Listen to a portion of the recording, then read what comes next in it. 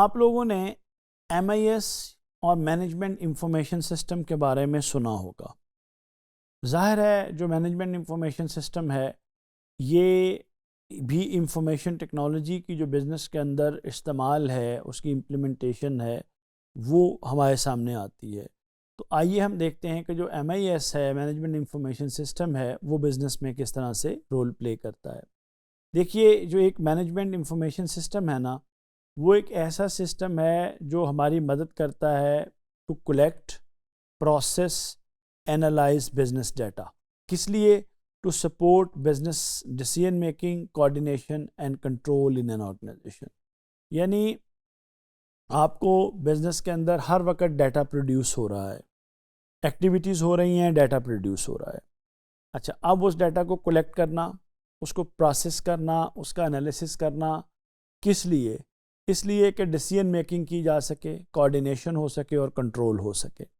अच्छा, अब ये जो एक्चुअली MIS है ना, ये ब्रिज होता है बिजनेस और टेक्नोलॉजी के दरमियान, जो कि मैनेजर्स को हेल्प आउट करता है उनकी डिसीजन मेकिंग के अंदर। और अगर आप डेफिनेशन एंगल से देखें तो MIS है तो एक कंप्यूटर बेस्ड सिस्टम जो कि मैनेजर्स को टूल्स प्रोवाइड करता है to organise, evaluate and efficiently managing departments using data. मसलन ये एक डाटा मैनेजमेंट सिस्टम है क्योंकि इसको हम MIS का नाम देते हैं। अब हमें ये समझने की कोशिश करनी चाहिए कि जो एक मैनेजमेंट इंफॉर्मेशन सिस्टम है उसके कंपोनेंट्स कौन कौन से होते हैं। अच्छा, अब आइए, इसका जो सबसे पहला कंपोनेंट है वो पीपल है, लोग हैं। याद रखिए कि जो यूज़र्स हैं किसी भी सिस्टम के, वो जो उसको चलाते हैं या उसको इस्तेमाल करते हैं, वो एक का पहला कंपोनेंट है। दूसरा कंपोनेंट डाटा है।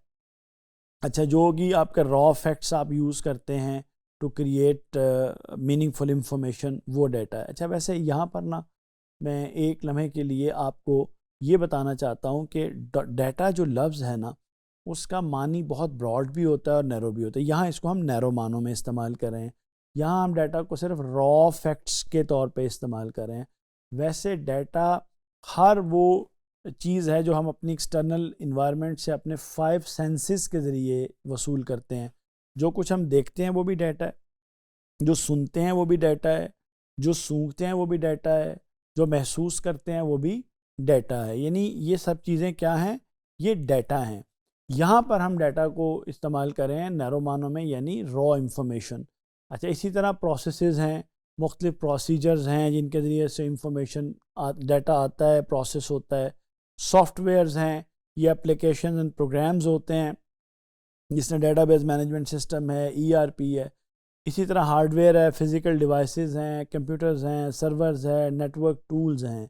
ये सब चीज़ें जो हैं ये कंपोनेंट्स होते हैं हमारे मैनेजमेंट इंफॉर्मेशन सिस्टम के।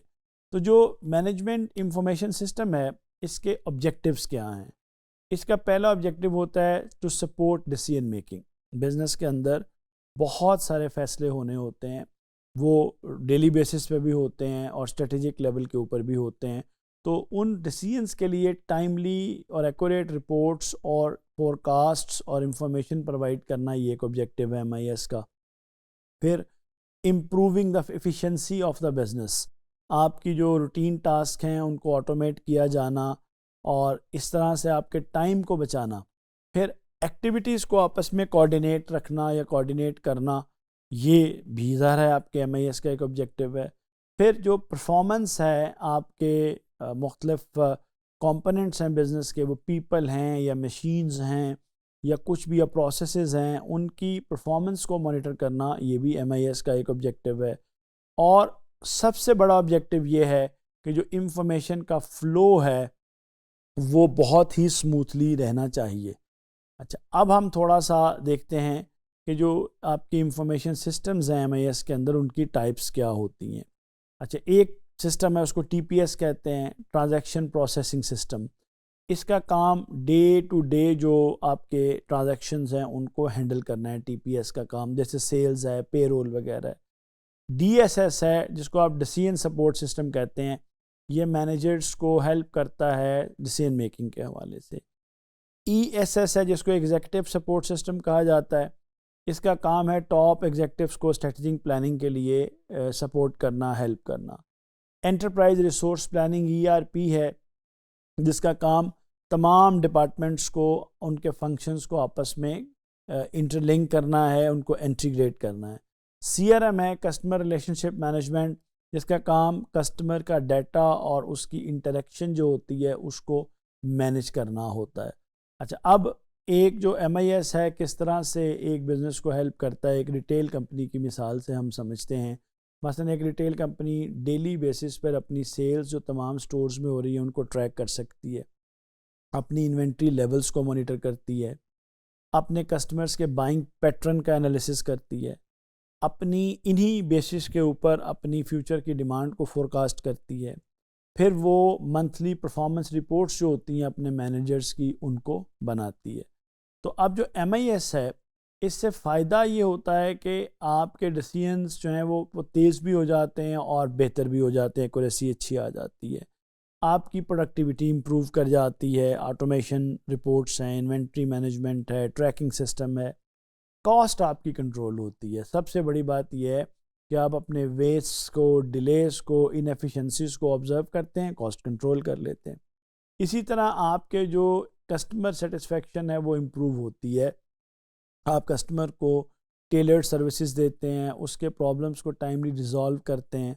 इसी तरह से आपको एक स्ट्रेटेजिक एडवांटेज ये होता है कि आपको जो है वो इनसाइट्स होती हैं लॉन्ग टर्म प्लानिंग के लिए, वो मैसर आती हैं, जिनको इस्तेमाल करके आप आगे बढ़ जाते हैं। चैलेंजेस इसके भी वो कंप्यूटर नेटवर्किंग की तरह के होते हैं कि इसमें भी इम्प्लीमेंटेशन कॉस्ट बहुत हाई होती हैं, शुरू के अंदर सेटअप लगाने के पैसे काफ़ी होते हैं, रेजिस्टेंस टू चेंज है, मैनुअल काम करने वाले तंग करते हैं आपको, वो चेंज के रास्ते में रुकावट बनते हैं, बट उसको भी मैनेज कर लिया जाता है। डाटा सिक्योरिटी रिस्क्स मौजूद होते हैं, ये बात हम पहले भी डिस्कस कर चुके हैं। सिस्टम का जो डाउन टाइम है वो भी MIS के इस्तेमाल के अंदर मौजूद होता है। आई होप आपको MIS का जो कॉन्सेप्ट है वो क्लियर होगा। शुक्रिया।